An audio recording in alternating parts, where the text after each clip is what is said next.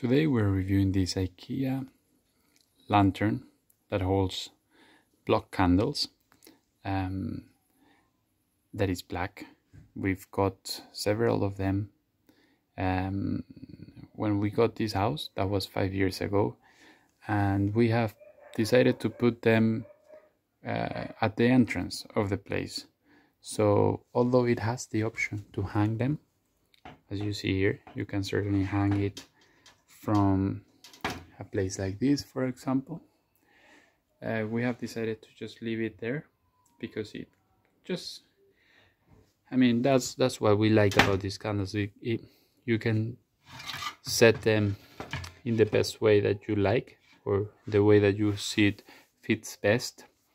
And in terms of its use, it's as easy as opening its little window over here and setting up the candle, lighting it up, closing it, and it gives that vintage style of illumination that's just much better than a normal light bulb. We got this other one over here, so it's nice to buy in bulk, so you can kind of set the tone of your house. Especially nice during winter days that is darker. So yeah, all in all, great product. We're very happy with them.